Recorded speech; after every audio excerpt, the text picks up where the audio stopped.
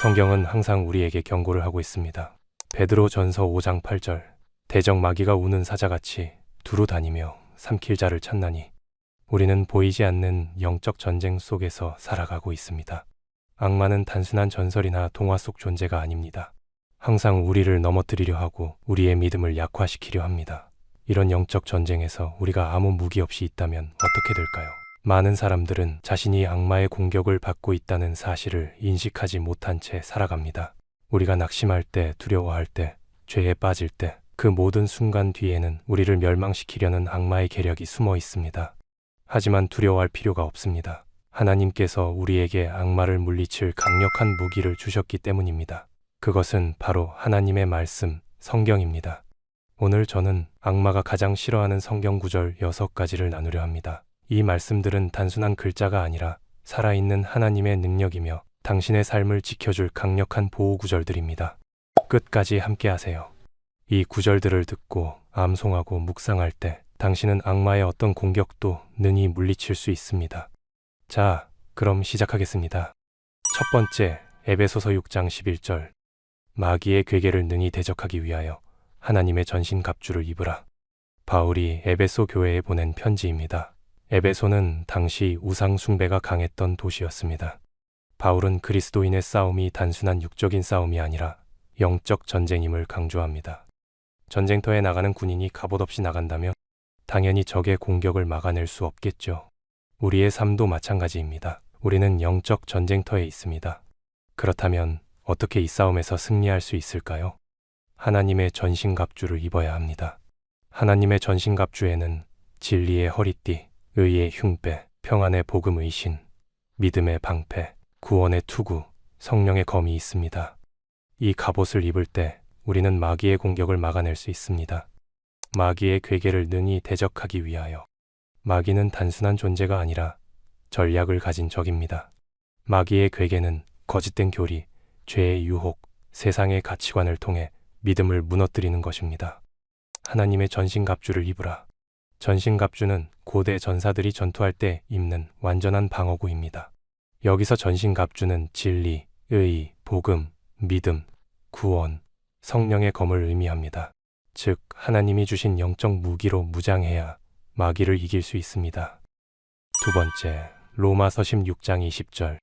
평강의 하나님이 속히 사단을 너희 발 아래서 상하게 하시리라. 우리 주 예수의 은혜가 너희에게 있을지어다. 로마서 16장은 로마서의 마지막 장으로 바울이 여러 성도들에게 인사를 전한 후 교회를 위협하는 거짓 교사들을 경계하고 하나님께서 결국 승리하실 것을 선포하는 부분입니다. 당시 로마 교회는 유대인과 이방인 신자들이 함께 모여있던 교회로 신앙적인 갈등과 박해 속에 있었습니다. 로마 제국에서는 황제 숭배가 강요되었고 기독교 신앙을 가진 자들은 이로 인해 많은 어려움을 겪었습니다. 게다가 교회 내에는 거짓 교사들이 성도들을 미혹하고 있었습니다. 평강의 하나님이 속히 사단을 너희 발 아래서 상하게 하시리라. 여기서 하나님을 평강의 하나님이라고 부르는 것은 전쟁과 갈등이 가득한 세상 속에서도 사단을 멸하시는 강한 권세를 지니신 하나님을 의미하기도 합니다. 속히 사단을 너희 발 아래서 상하게 하시리라.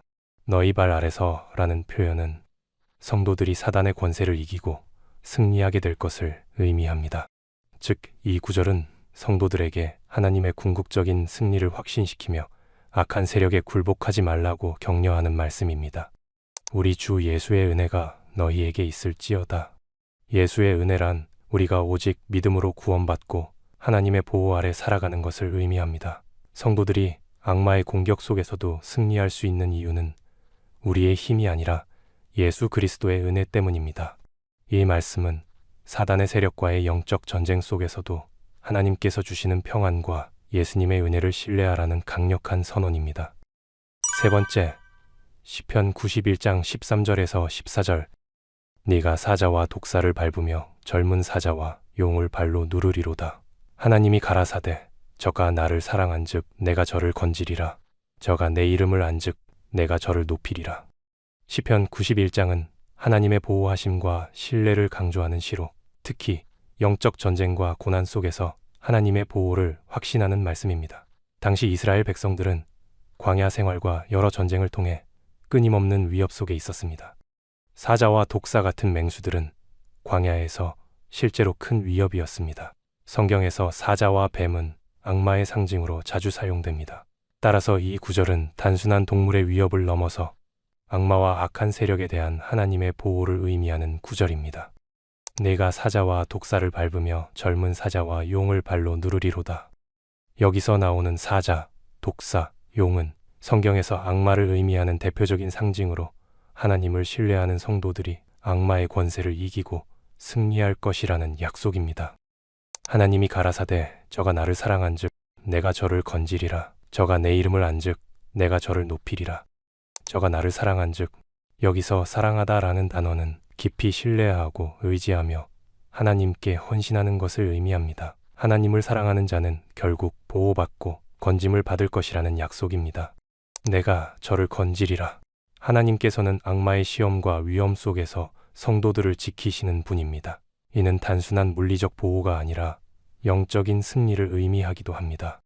내 이름을 안즉 하나님을 깊이 알고 믿고 따르는 사람을 의미합니다. 내가 저를 높이리라. 하나님께서 신실한 자들을 존귀하게 하시고 승리하게 하신다는 뜻입니다. 이 구절들은 단순한 보호의 약속이 아닙니다. 악마의 유혹과 공격 속에서도 하나님을 신뢰하는 자는 반드시 승리할 것입니다. 우리의 힘이 아니라 하나님의 능력으로 보호받고 승리하게 되는 약속입니다. 네 번째, 베드로전서 5장 8절에서 9절. 근신하라 깨어라. 너희 대적 마귀가 우는 사자같이 두루 다니며 삼킬 자를 찾나니 너희는 믿음을 굳게 하여 저를 대적하라. 이는 세상에 있는 너희 형제들도 동일한 고난을 당하는 줄을 알미니라. 이 말씀은 사도 베드로가 로마에 있는 성도들에게 보낸 편지에서 나온 구절입니다. 당시 교회는 엄청난 박해를 받고 있었고 성도들은 두려움과 고통 속에서 살고 있었습니다. 악마는 마치 사냥감을 찾는 사자처럼 두루 돌아다녔고 성도들을 넘어뜨리려 했습니다. 그래서 성경은 우리에게 근신하고 깨어 있으라고 명령합니다. 이것은 단순한 조언이 아닙니다. 영적으로 방심하면 우리는 쉽게 유혹에 넘어갑니다. 하지만 우리가 항상 기도하고 말씀을 묵상하고 영적으로 깨어 있을 때 악마의 계략을 간파하고 그를 대적할 수 있습니다. 근신하라 깨어라. 정신을 차리고 영적으로 분별력을 가지라는 의미입니다. 항상 경계하고 방심하지 말라는 뜻입니다. 즉, 성도들은 믿음 생활을 가볍게 여겨서는 안 되고 영적 전쟁을 인식해야 합니다. 너희 대적 마귀가 우는 사자같이 두루 다니며 삼킬 자를 찾나니. 성도들에게는 영적인 적 마귀가 존재합니다. 우는 사자라는 표현은 마귀가 위협적이고 무서운 존재라는 것을 강조합니다. 마귀는 단순한 개념이 아니라 우리의 믿음이 흔들릴 때 실제적으로 활동하며 성도들을 무너뜨리려 합니다. 너희는 믿음을 굳건하게 하여 저를 대적하라. 마귀를 이기는 방법은 믿음을 굳게 지키는 것입니다. 여기서 대적하라는 하나님의 말씀과 기도로 무장하여 마귀의 거짓과 유혹을 물리칠 것을 알려줍니다. 이는 세상에 있는 너희 형제들도 동일한 고난을 당하는 줄을 알미니라. 믿음의 싸움은 나 혼자만 하는 것이 아닙니다. 전 세계의 성도들도 마귀의 공격과 고난 속에서 믿음을 지키고 있습니다. 그러므로 혼자 싸운다고 생각하지 말고 교회 공동체와 함께 기도하고 연합해야 합니다. 다섯 번째, 야고보서 4장 7절. 그런즉 너희는 하나님께 순복할지어다. 마귀를 대적하라. 그리하면 너희를 피하리라. 야고보서는 예수님의 형제 야고보가 초대교회를 향해 보낸 편지입니다. 당시 교회는 외부의 핍박뿐만 아니라 내부의 시험과 갈등으로도 어려움을 겪고 있었습니다. 야고보는 믿음이 행동으로 이어져야 한다는 것을 강조하며 성도들에게 하나님께 온전히 순복하고 마귀를 대적하라고 권면합니다. 당시 많은 신자들은 세상의 유혹과 하나님의 말씀 사이에서 흔들리고 있었습니다. 야고보는 여기서 마귀의 전략을 폭로합니다. 마귀는 우리의 삶 속에 교묘하게 죄와 타협하는 마음을 심어 하나님과 멀어지게 만듭니다.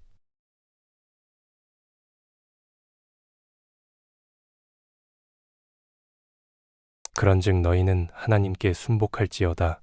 마귀를 대적하라. 순복은 완전히 복종하는 것을 의미합니다. 하나님께 온전히 맡기고 순종하면 보호받습니다. 마귀는 끊임없이 유혹합니다. 그러나 우리가 하나님을 의지하여 단호하게 대적하면 마귀는 힘을 잃습니다. 대적하다는 단순히 피하는 것이 아니라 적극적으로 맞서 싸우는 것입니다. 그리하면 너희를 피하리라. 마귀는 겉으로 강해 보이지만 실제로는 하나님을 두려워합니다. 우리가 믿음으로 맞서면 마귀는 결국 물러갑니다. 악마는 끊임없이 우리를 시험합니다. 악마는 우리를 유혹할 수 있지만 강제로 죄를 짓게 만들지는 못합니다. 우리가 하나님께 순복하고 하나님의 말씀으로 마귀를 대적할 때 그는 힘을 잃고 물러갑니다. 6번째, 마태복음 4장 4절. 예수께서 대답하여 가라사대 기록되었으되 사람이 떡으로만 살 것이 아니요 하나님의 입으로 나오는 모든 말씀으로 살 것이라 하였느니라 하시니.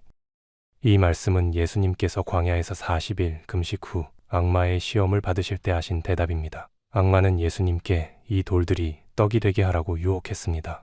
예수님은 사람이 육적인 양식만으로 살 것이 아니라 하나님의 말씀으로 살아야 한다고 반박하셨습니다. 육체적인 필요보다 하나님의 말씀이 더 중요합니다. 악마의 유혹은 항상 물질적인 필요를 채우라고 속삭입니다.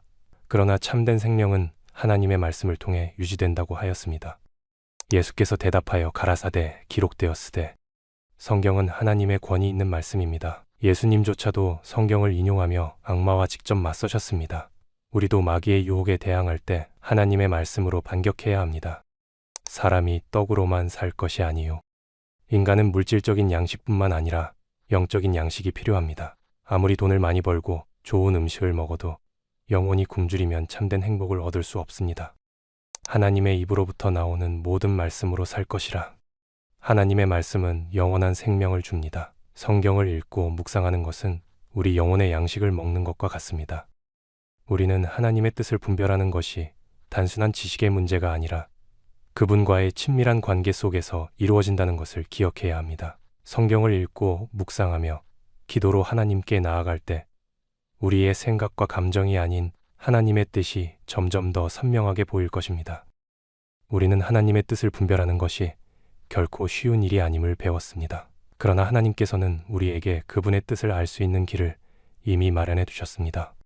성경은 하나님의 뜻을 분별하는 가장 확실한 기준이며 우리의 모든 신앙과 삶의 토대가 되어야 합니다. 기도는 하나님과의 친밀한 교제이며 우리가 하나님의 음성을 듣고 응답하는 과정입니다.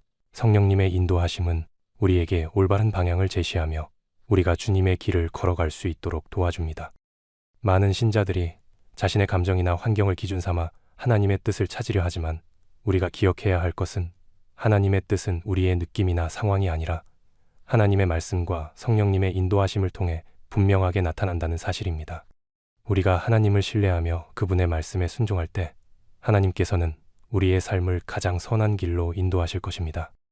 그러므로 우리는 매일 말씀을 읽고 묵상하며 기도로 하나님께 나아가고 성령님의 인도하심을 구해야 합니다.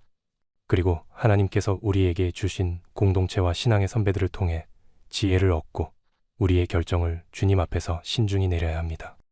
마지막으로 하나님께서 우리의 삶 가운데 역사하시는 분명한 목적을 신뢰하며 어떤 상황에서도 그분의 뜻을 따르는 믿음의 사람이 되기를 소망합니다. 사랑하는 하나님 아버지, 오늘 우리에게 귀한 말씀을 주시고 하나님의 뜻을 분별하는 법을 가르쳐 주셔서 감사합니다. 우리의 연약함을 아시고 때로는 혼란스럽고 답답한 마음으로 주님의 뜻을 구할 때도 있음을 고백합니다. 그러나 하나님, 우리가 흔들리지 않고 주님의 뜻을 분별하며 살아갈 수 있도록 도와주시옵소서. 우리의 생각이 아닌 하나님의 말씀을 기준으로 삼고 우리의 감정이 아니라 성령님의 인도하심을 따라 살아가게 하소서. 우리가 기도할 때 주님의 음성을 분명히 들을 수 있도록 우리의 영혼을 깨우시고 우리가 성경을 읽을 때 하나님의 뜻을 깊이 깨달아 삶에 적용할 수 있도록 지혜를 허락하여 주옵소서. 주님, 혹시 지금 하나님의 뜻을 구하며 고민하고 있는 성도들이 있다면 그들의 마음을 평안으로 채워주시고 올바른 길로 인도하여 주시옵소서. 우리의 모든 걸음을 주님께서 친히 인도하시고 우리가 주님과 동행하는 삶을 살게 하여 주옵소서. 감사드리며 우리를 사랑하시고 늘 함께 하시는 예수 그리스도의 이름으로 기도드립니다. 이 영상을 보시고 여러분의 영적인 성장에 도움이 되셨다면 구독과 좋아요를 부탁드립니다. 여러분의 구독과 좋아요는 영상을 만드는 데 큰 힘이 됩니다.